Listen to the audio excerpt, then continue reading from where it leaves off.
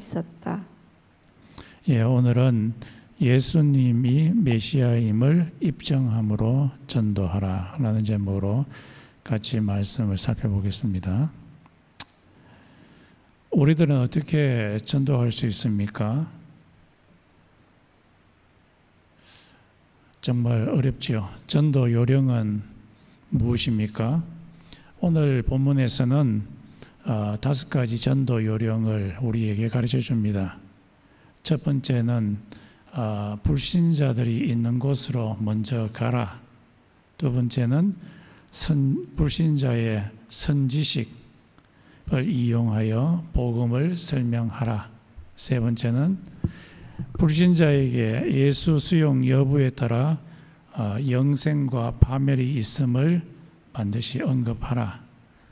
그리고 네 번째로는 전도 시에는 반드시 2가지 반응 중에 하나가 있을 것이라고 예상하고 있어라. 그리고 마지막으로는 전도된 자가 어려움에 처할 수 있는데 그 어려움에 처한 자가 살아날 수 있는 방법은 성령이 주신 기쁨으로 충만한 것이다 라는 것이 5가지 요령입니다. 이 5가지 요령에 대해서 하나씩 살펴보겠습니다. 먼저 전도를 하기 위해서는 예수를 믿지 않은 사람에게 가야 됩니다. 이것은 굉장히 중요합니다. 가지 않으면은 전도를 할 수가 없죠. 그래서 오늘 바울과 바나바가 예수님을 믿지 아니하는 사람들에게로 갑니다. 오늘은 지난주에 이 바울과 바울의 일행이 이 바보섬 커프리스 섬에 있는 페포스 바보라고 하는 섬에 있었는데 그곳에서 이제 배를 타고 갈라디아 지역에 있는 비시디아 안디옥이라는 곳으로 가게 됩니다. 슬라이드 좀 보여주시겠어요? 다음에 여기에 보면은 가장 밑쪽에 있는 것이 키프리스 섬이고요. 여기에 왼쪽 편에 보면은 페포스라는 곳이 있죠. 이곳에서 이제 배를 타고 위쪽으로 올라가게 됩니다. 위쪽으로 올라가면은 팜필리아라고 되어 있는데요. 한국말로는 팜필리아라고 되어 있습니다. 팜필리아 지역을 통과해서 그리고 위에 갈라디아 지역으로 올라가게 됩니다. 이 글레이시아 지역 안에 최고 위쪽에 보면 안디옥이라는 곳이 있는데 이 안디옥까지 올라가게 됩니다. 이 안디옥에 있는 불신자에게 예수를 믿도록 전도하기 위해서 바울과 바나바가 지금 올라가고 있는 중입니다. 이 바보섬에서 팜필리아까지는 바닷길인데요. 한 150마일 정도 되고 280km 정도 됩니다. 그래서 이 거리를 배로 올라갑니다. 그리고 이 팜필리아에 있는 펄가, 우리 한국말로는 버가라고 되어 있는데 버가에서 비시디아 안디옥으로 올라가는데 올라갈 때는 걸어서 올라갑니다. 로마의 고속도로라고 하는 비아 세베스타라고 하는 이 고속도로, 우리 여기 탈라시도 보면 I-10이 있는 것처럼 그 당시에 로마가 로마 지역에 고속도로를 많이 만들어 놨습니다. 그 고속도로 중에 하나가 비아 세베스타인데 거기를 통해서 올라가게 되었습니다. 이 갈라디아 지역은 로마의 프로빈스, 로마의 여러 지역들 중에 하나라고 할 수 있겠습니다. 왜 이 바울과 바나바가 비시디아 안디옥으로 올라갔습니까? 그곳에 예수 믿지 않는 자들이 있기 때문이죠. 예수 믿지 않는 자들, 있는 곳에 가야만 그곳에 예수를 전할 수가 있게 됩니다. 특히 이 비시디아 안디옥에 도달한 후에 곧장 한 일주일 후에 바울과 바나바가 간 곳이 어디입니까? 회당이죠. 지난번에도 키프리스 섬에서도 바울과 바나바가 전도하기 위해서 간 곳이 회당인 것처럼 여기에서도 회당에 먼저 가게 됩니다. 왜 회당에 갔느냐 하면 그곳에서 예수가 메시아라는 것을 들을 사람들이 있기 때문이었습니다. 그래서 우리들도 전도하기 위해서 가야 할 곳이 있죠. 그것은 어디입니까? 예수 믿지 않는 사람들이 있는 곳으로 가야 됩니다. 때때로 우리들이 예수 믿는 사람들만 계속해서 지나다 보면은 전도를 할 수가 없습니다. 예수 믿지 않는 사람들에게로 가야 됩니다. 우리 탈라하시에서 예수 믿지 않는 사람들이 있는 곳이 어디에 있습니까? 제 같은 경우에는 여러 공원들에 가면 한국 사람들도 가끔씩 만나고요. 그곳에 예수 믿지 않는 사람들 있던데 공원에 갈 수도 있겠고, 그리고 저 같은 경우에는 FSU 매주 목요일마다 가게 되고, 또 교회 말고 이 병원에 가도 예수 믿지 아니하는 많은 다른 간호사들도 있고 환자들도 있을 것입니다. 또 식당에서도 마찬가지고요. 그리고 테니스장에 어떤 분들은 많이 가더라고요. 그곳에 가면 할 일 없어가지고 오시는 테니스 치러 오시는 분들 가운데 예수 믿지 않는 자들이 있어서 그분들에게 복음을 전할 수 있는 기회가 있다고 합니다. 여러분에게서는 이 불신자들을 만날 수 있는 그 장소는 어떤 곳이라고 할 수 있겠습니까? 권사님은 어떤 곳이라고 할 수 있겠습니까? 권사님은 우리 식당에서 일을 하시는데 그곳에서 전도하신다는 이야기를 가끔씩 듣게 됩니다. 크리스티나 자매님은 어디일 것 같아요?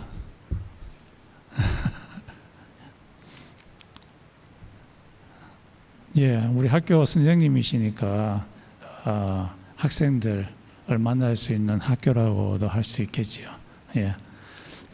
그들과 접촉을 하면서 은연중에 예수를 전달할 수 있겠죠. 자, 두 번째는 전도하기 위해서 필요로 한 것이 불신자들이 갖고 있는 선지식, 우리 영어로서는 prior knowledge라고 하는데 먼저 접촉점을 만들어야 됩니다. 말할 거리가 있어야지 예수를 전할 때 말할 거리, 접촉점, point of contact가 있어야 되는데, 특히 prior knowledge, 선지식으로 예수를 이야기를 해야 됩니다. 13장 5절에 보면은 이 바울과 바나바가 왜 회당에 갔느냐 하면 그곳에 있는 불신자들에게 그들이 갖고 있는 구약의 선지식, Old Testament의 prior knowledge를 이용해서 예수를 전하기 위해서입니다. 이 바울과 바나바가 안식일에 회당에 가기 전에 먼저 회당장을 만났습니다. 회당장들이라고 되어 있는데 복수로 되어 있습니다. 이 회당에서의 지도자들이라고 할 수 있겠죠. 이 회당장들의 특징이 뭐냐 하면은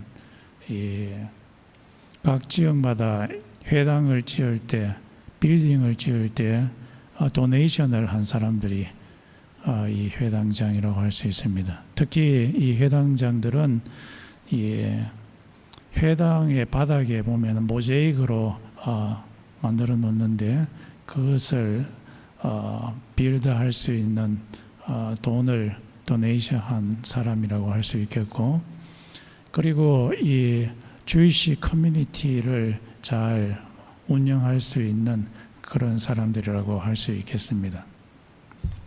이 사람들이 바울과 바나바를 일주일 전에 만납니다. 만날 때 이 바울이 회당장에게 이야기하기를 자기는 가말리엘이라고 하는 아주 유명한 바리새파 지파의 거두라고 할 수 있는 그자 아래서 공부를 했는 문화생이라고 소개를 시켜주고, 그러면은 이 회당장들은 이 사람은 전문적으로 교육을 받았는 랍비라는 것을 알 수가 있게 됩니다. 그래서 13장 15절에 보니까 이 회당장들이 바울에게 다음 안식일에 우리 회당에 와서 설교 좀 해주시오 라고 그렇게 부탁을 합니다.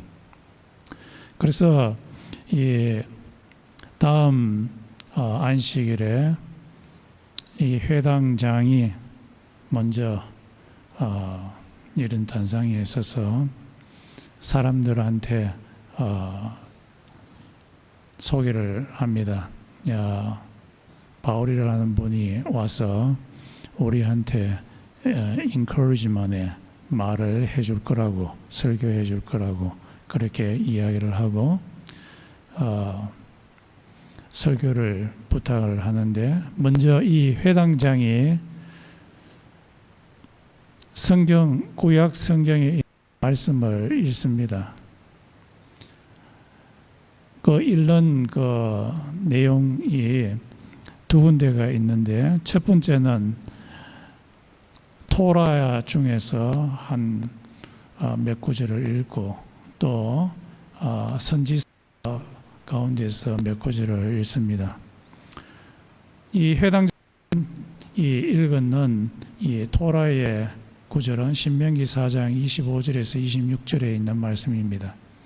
그 구절의 내용은 하나님이 이스라엘 백성을 선택한 그 이유는 이스라엘 백성들이 아주 착해가지고 선택한 게 아니고, 또 이스라엘 백성들이 영적으로 아주 뛰어나서 이들을 선택한 것이 아니고, 이 세상 가운데서 힘도 가장 적고 또 도덕적으로 영적으로도 아주 낮지만은 하나님께서 일방적으로 사랑해서 뽑았다라고 그렇게 말하고 있는 그 구절을 읽습니다. 그리고 선지서 부분에서는 사무엘하 7장 6절에서 16절에 있는 나단 선지자가 다윗 왕에게 한 그 말을 읽습니다. 그곳의 내용, 주된 내용은 다윗의 다윗의 아들이 곧 하나님의 아들이 되어서 하나님의 나라를 다스리게 될 것이다.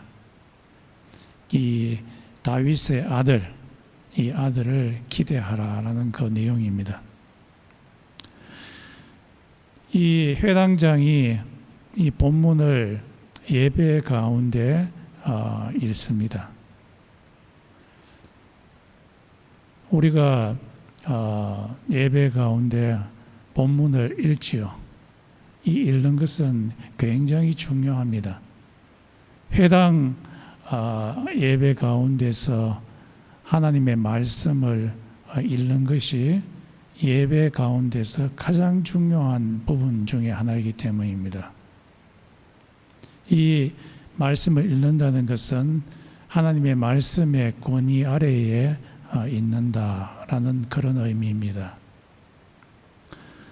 때때로 우리 예배 때에 설교 본문이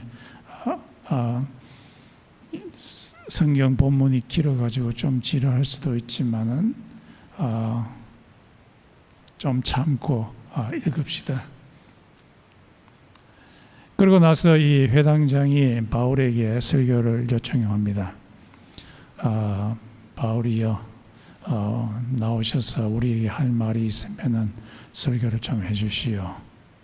그때 13장 16절이 바울이 이 단상에 올라와서 이렇게 우뚝 서고 스탠드업 하고 그리고 손짓을 한다고 합니다.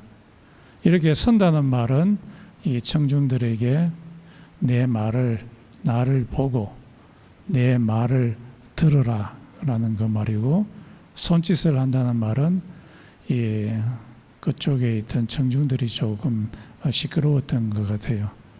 조용히 하고 내 말을 아주 주의 깊게 들어라 라고 손짓을 합니다. 이 13장 16절에 보면은 이 회당에 모여있는 사람이 두 종류의 사람이 있는 것을 보게 되는데, 어떤 종류의 사람들입니까? 예, 정확합니다. 정통 유대인들과 그리고 이방인들, 유대교로 넘어온 입교한 이방인들이라고 할 수 있습니다. 이 사람들은 구약에 대한 지식이 있었던 사람들이었습니다. 특히 구약에서 메시아가 올 것이라고 하는 이 지식이 있는 사람이었습니다. 그리고 이 사람들은 장차 메시아가, 구원자, 세이비어가 나타나셔서 그들을 구원해 줄 것이라는 그런 지식이 있는, 선지식이 있는 사람들이었습니다. 13장 17절에 보면 바울이 말하기를 아브라함을 언급합니다. 이 아브라함을 언급하는 그 이유는 이 아브라함의 자손들 중에 한 사람, 이 로마서에서는 아브라함의 씨가 바로 예수라고 이야기하는데, 이 아브라함의 씨가 온 세상 사람들을 다 구원해 줄 거라고 이야기를 합니다. 그래서 아브라함을 언급하고, 그리고 애굽에 간 이스라엘을 언급합니다. 하나님께서 이스라엘 백성들을 애굽으로 들어가게 하셔서 430년 동안 굉장히 강하게 하시고, 그리고 출애굽시키십니다. 그런데 이 출애굽을 언급하는 이유는 바울이 마가복음, 마태복음 등등에서 보면은 예수가 바로 제2의 출애굽을 일으키는 자이다. 하나님께서 이스라엘 백성들을 애굽에서 구원, 출애굽이라고 하는 그 과정을 통해서 구원해 주셨듯이, 예수님께서 장차 죄의 쇠사슬 아래 있는 사람들을 재출애굽해 주는 자가 바로 예수시라는 것을 알려주기 위해서 이 출애굽을 언급을 합니다. 그리고 이 바울이 언급하는 것이 광야에 이스라엘 백성들이 있을 때 하나님께 불평을 했지만은 하나님께서 인도해 주시는 그 장면을 이야기를 합니다. 그것을 언급하시는 그 이유는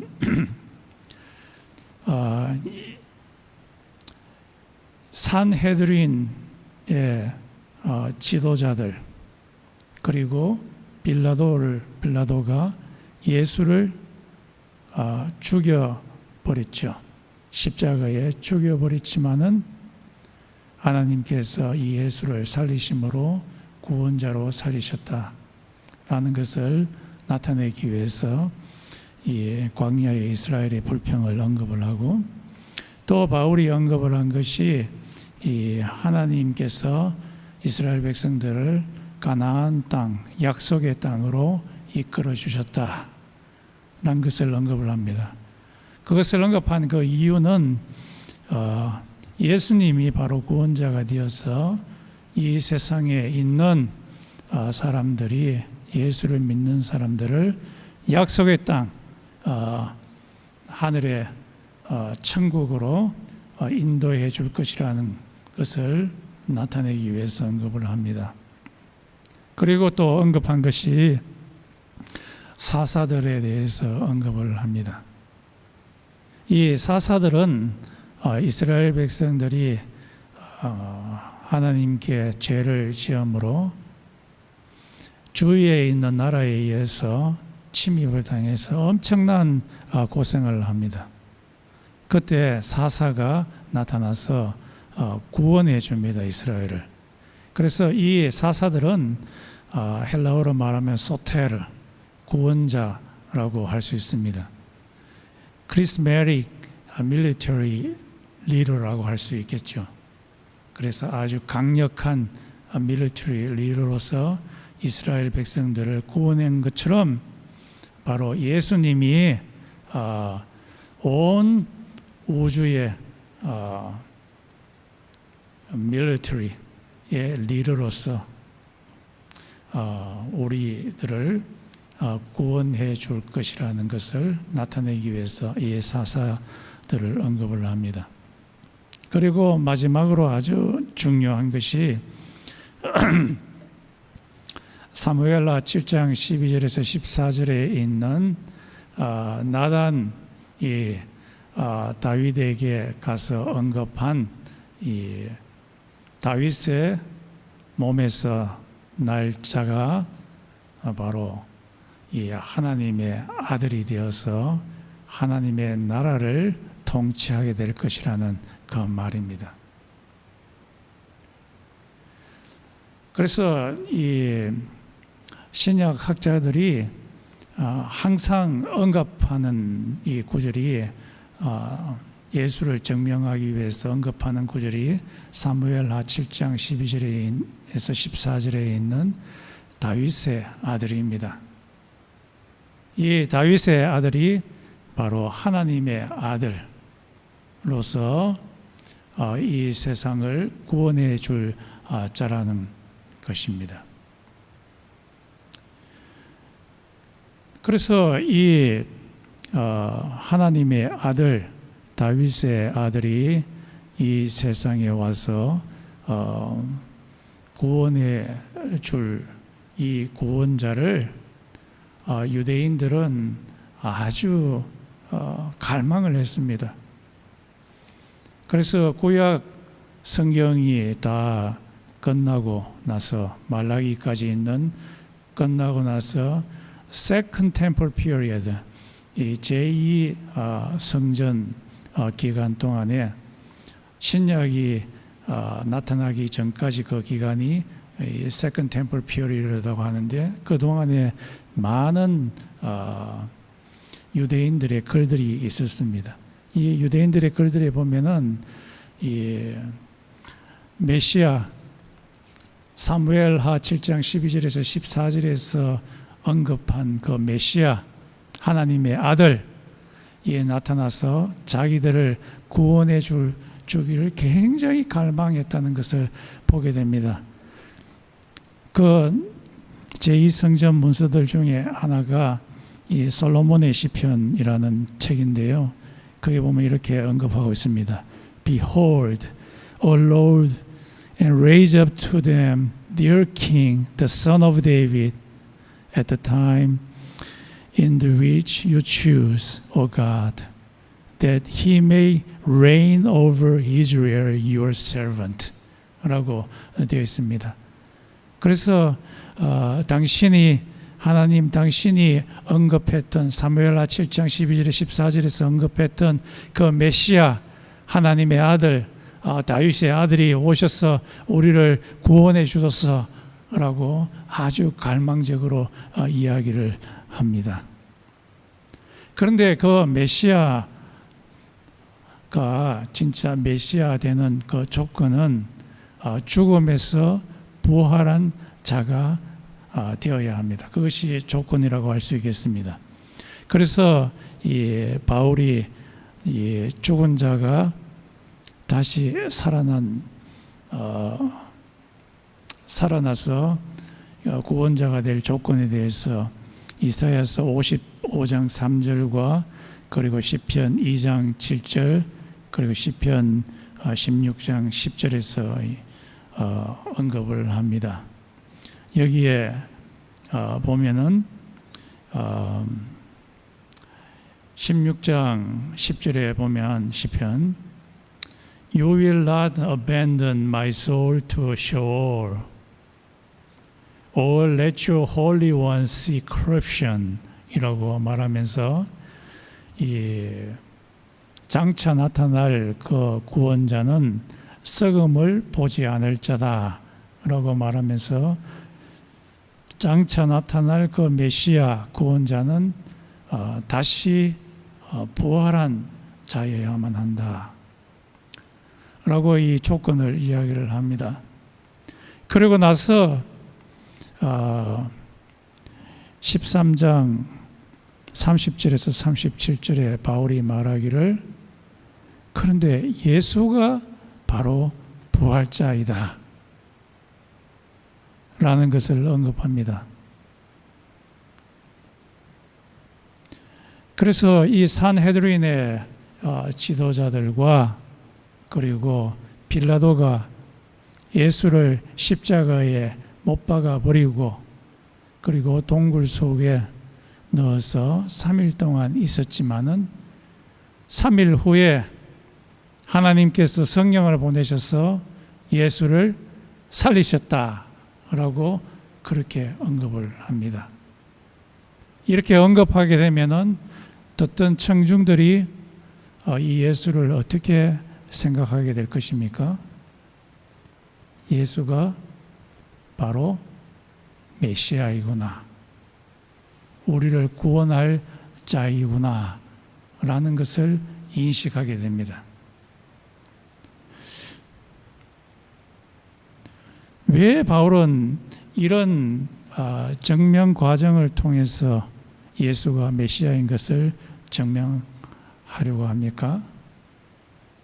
왜냐하면 이 사람들은 성경 말씀, 구약에 있는 말씀이 굉장히 권위가 있다고 생각했기 때문입니다. 하나님의 말씀, 구약에 있는 말씀은 하나님께서 말씀하신 것들은 다 옳다. 그 말씀의 파워를 인정했기 때문입니다. 이것을 보게 되면 우리들이 배워야 할 것이 있습니다.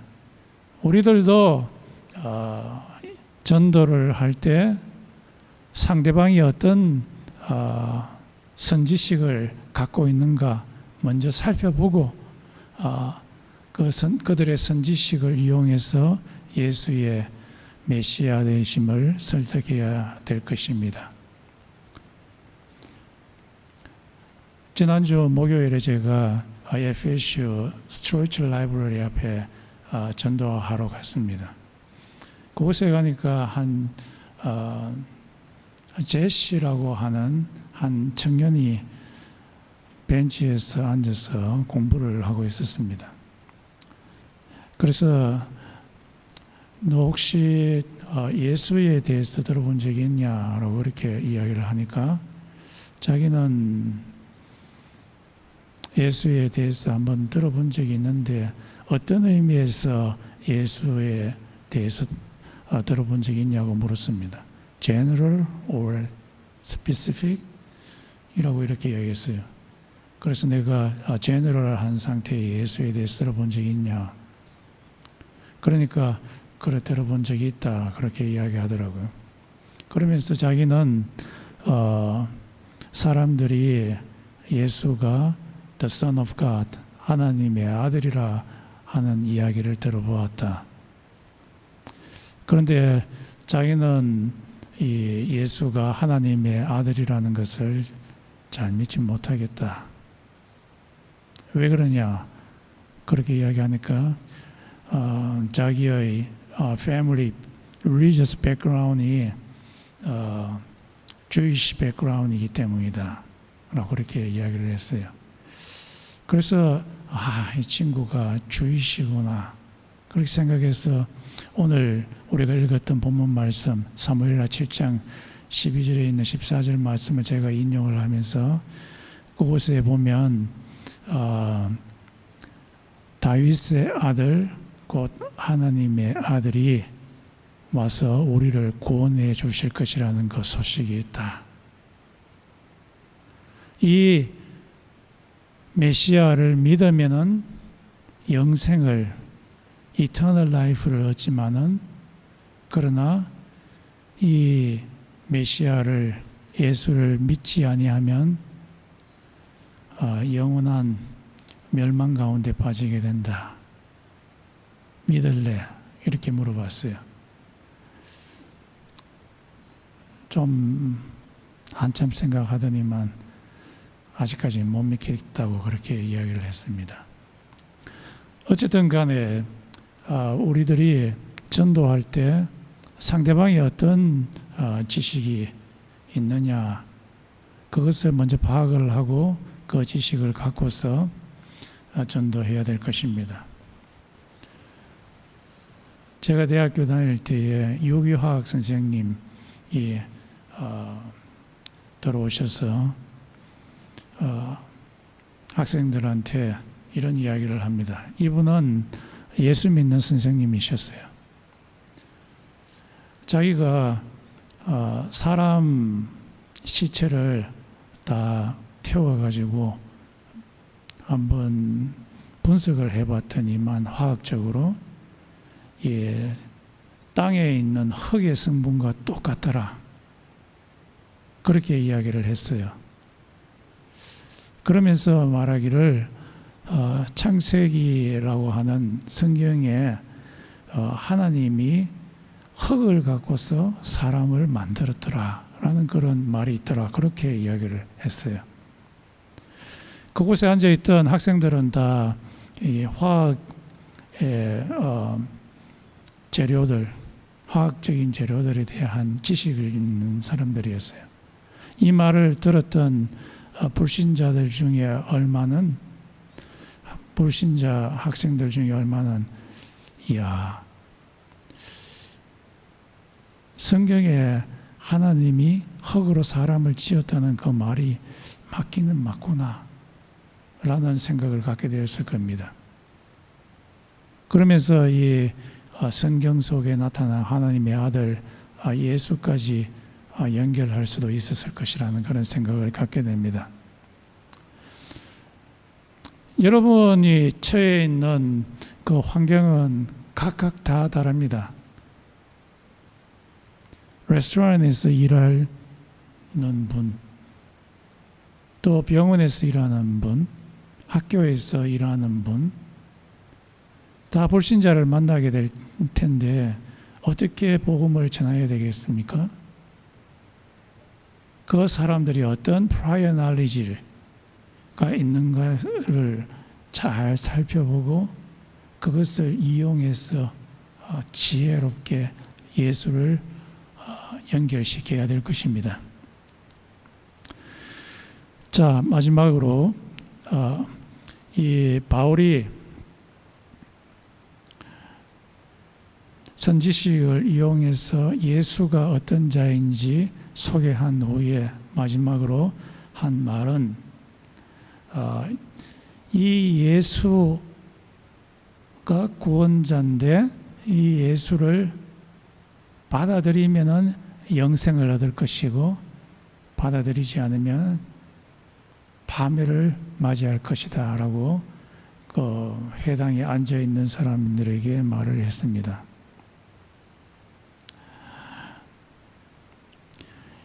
여기에서 영생을 얻을 것이다. 예수를 구원자로 맞아들이는 자에게는 영생을 얻을 것이다 라고 되어 있는데 이거 13장 46절에 있는 말씀이죠. 이 영생이라는 말이 무엇일까요? 우리 한문으로 말하면 길영자의 생명생으로 해서 생명이 뭐 계속해서 끊임없이 이어지는 것이 영생입니까? 아니면 또 다른 의미의 영생이라고 할 수 있겠습니까? 성경적인 의미에서 영생이라는 말은 하나님적인 생명이라는 말입니다. 하늘의 생명. 이 하늘의 생명이 계속해서 이어지는 것을 의미합니다. 그래서 이 하늘의 생명을 얻기 위해서는 이 땅에 있는 몸 가지고서는 영생을 얻을 수가 없습니다. 직접 하나님의 생명이 이 썩을 생명에 덮어 쓰여져야 되고 완전히 리프레이스 되어야만 이 생명이 영생이 주어지게 됩니다. 그래서 이 고린도전서 15장에 보면은 예수께서 이 세상에 다시 오시게 될 때 온 세상을 뒤집어 놓을 만한 그 파워로서 하늘의 몸을 썩을 몸에 완전히 덮어 씌워서 그 사람이 하늘의 생명을 얻게 해줄 거다. 하늘의 몸을 갖게 해줄 거다라는 그런 말씀이 있는데, 예수를 믿는 자는 바로 하늘의 생명, 하늘의 몸을 입게 될 것이다. 그렇지만 이 예수가 구원자이심을 받아들이지 않는 자들에게는 40절과 41절에 보면 파멸을 맞이하게 될 거다. 이 말을 할 때 하박국서 1장 5절을 인용하면서 이 말을 합니다. 하박국서 1장 5절에 보면 하나님께서 이스라엘 백성들에게 여러 번 경고했습니다. 너희들이 우상 숭배에서 돌아서지 않으면은 그 위에 있는 바벨론이라고 하는 거대한 나라를 너희에게 보내서 너희들을 완전히 박살낼 거다. 그렇게 여러 번 경고를 했는데 대부분의 사람들이 콧방귀를 뀌었어요. 먹으라니까. 그런데 결국에 바벨론 군대를 보내가지고 이스라엘을 완전히 박살을 내놨습니다. 집들 다 부숴버리고요. 그리고 아주 긴 쇠 줄을 갖고 와가지고 이쪽에서 오른쪽에서 왼쪽에서 당겨가지고 성 자체를 완전히 다 부숴질. 사람들은 포로로 잡아가는데 고리 동선 가지고서 여기 손에다가 구멍을 뚫어가지고 묶어가지고 도망가지 못하게 끌고 가는 아주 비참한 상태로 나아갔다는 겁니다. 마찬가지로 예수를 받아들이지 않는 사람들의 마지막 장면이 어떤 것이냐? 바벨론에 의해서 멸망당하는 이스라엘 백성들처럼 멸망하게 될 거다 라고 바울이 앉아있는 청중들에게 이야기를 했습니다. 오래전에 제가 UTA에 전도하러 갔을 때 이런 예수를 믿고 믿지 않느냐에 따라서 운명이 바뀌어진다고 어느 한 여학생에게 이야기했더니만 그 여학생은 받아들였어요. 조금 전에 언급한 FSU에서의 한 유태인 학생은 받아들이지 않았어요. 여러분도 전도를 할 때에 정말 이 말은 하기 힘든 말입니다. 에티켓 있는 사람이 어떻게 예수 믿지 않으면은 파멸을 맞이한다는 그 말을 정말 하기 힘들죠. 그러나 그 말을 하는 것이 전도의 방법입니다. 여러분도 불신자를 만나서 어렵지만은 이 말을 언급을 하십시오. 예수를 믿으면 영생을 얻지만은 그렇지 않으면은 파멸에 들어간다고. 그렇게 할 때에 두 가지 반응이 일어나게 됩니다. 하나는 예수를 받아들이는 사람들이 일어나고, 또 하나는 일어나지 않는다고 오늘 본문 말씀에 이야기하고 있는데, 그 말을 하자 이 회당에 앉아있던 사람들이 굉장히 자기의 운명에 대해서 아주 진지하게 생각을 했는 모양이에요. 바울한테 다음 주에도 와서 그 말에 대해서 한 번 더 이야기해 달라고 그렇게 이야기를 했습니다. 그리고 나서 그 다음 주에 안식일에 사람들이 몰렸는데 얼마나 많은 사람들이 모였냐 하면은 온 시티 사람들이 다 그 말씀을 들으려고 모였다고 했습니다. 그 사람들이 한 몇 명 정도 되느냐 했을 때 시나벨이라고 하는 학자는 한 수천 명이 모일 것이다 라고 그렇게 이야기했습니다. 엄청나죠. 어찌 예수 그리스도를 믿으면은 영생을 얻지만은 믿지 않으면은 구원을 얻지 못하고 멸망 가운데 들어간다는 그 말이 얼마나 파워가 있었으면은, 얼마나 그것에 대해서 진지하게 생각했으면은, 자기의 운명에 대해서 그렇게 진지하게 생각했으면은 수천 명의 사람들이 모여들었겠습니까?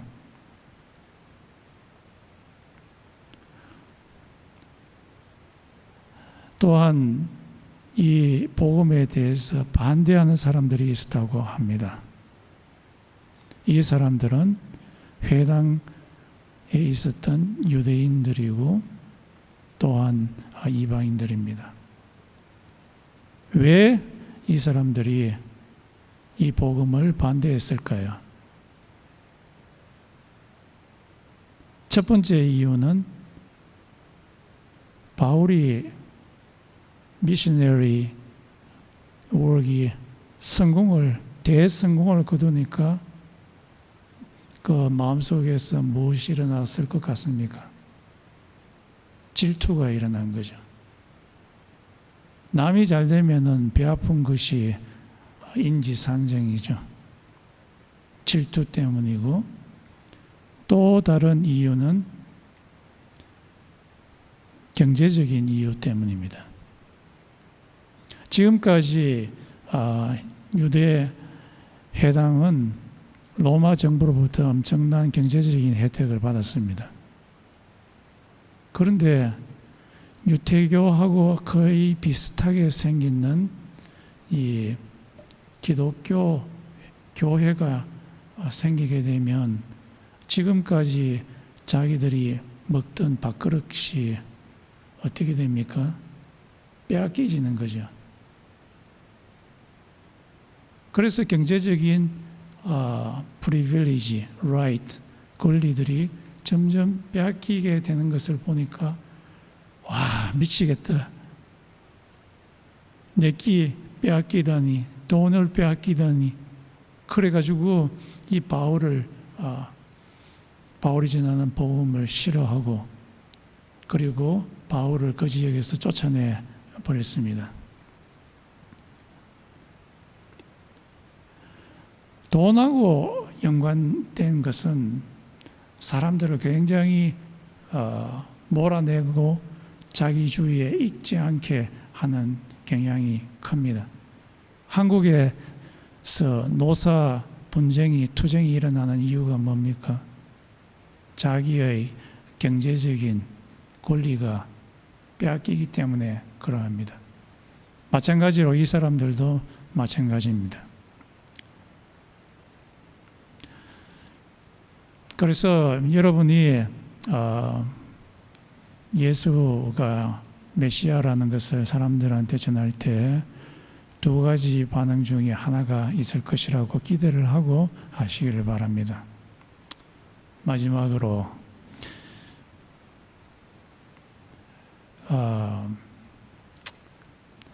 예수를 믿게 된 사람들, 바울의 전도로 예수를 믿게 된 그 사람들이 남게 되는데, 바울과 바나바는 이제 그곳에서 쫓겨나고 남게 된 그 사람들은 그 지역에 있는 사람들로부터 핍박을 당하게 되는데, 핍박을 당함에도 불구하고 그것을 극복할 수 있었던 것은 성령 충만, 기쁨 충만 때문이라고 이야기하고 있습니다. 13장 52절에서 말씀하고 있습니다. 13장 52절을 보면은 제자들이라는 말이 나옵니다. 이 제자들이 누구냐 하면은 바울의 전도로 예수를 믿게 된 사람들입니다. 이 사람들한테 핍박이 오기 시작했습니다. 바울과 바나바는 쫓겨나고, 이런 상태에 있었지만은 그들의 감정 상태는 어떤 상태라고 이야기를 합니까?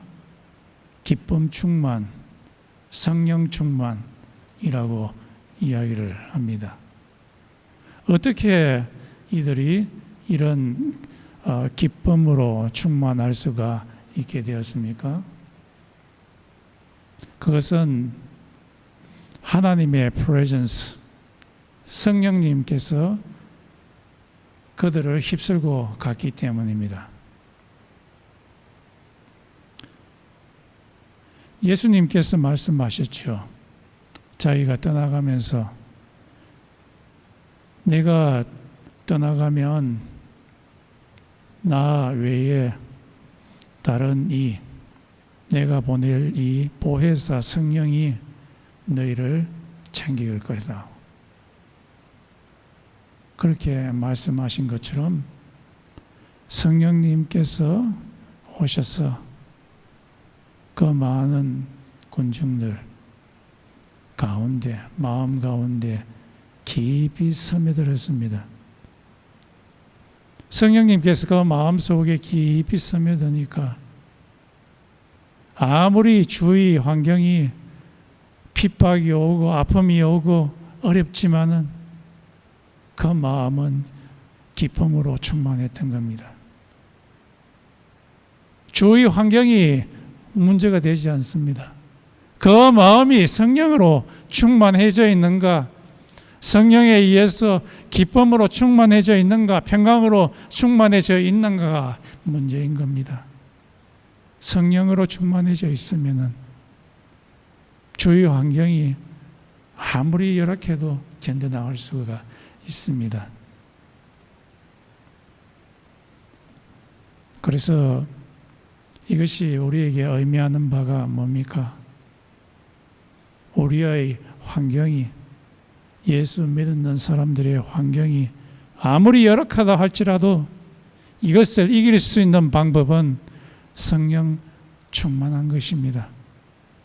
우리가 기도할 때에 계속해서 성령을 생각하고 예수를 생각하고 계속해서 기도할 때에 하나님의 영 성령님께서 우리의 마음을 기쁨으로 충만케 하시고 우리의 마음을 평강으로 충만케 하셔서 우리의 열악한 환경들을 이기게 하시는 것입니다. 이제 다 같이 한번 기도하겠습니다. 우리가 전도할 때 불신자들을 의도적으로 찾아가서 전도할 수 있도록, 불신자들의 선지식을 이용해서 전도할 수 있도록, 반드시 불신자들에게 영생과 멸망을 언급하며 전도할 수 있도록, 예수 믿는 자들이 성령 충만과 기쁨 충만으로 현실적인 어려움을 극복할 수 있도록 다 같이 기도하겠습니다.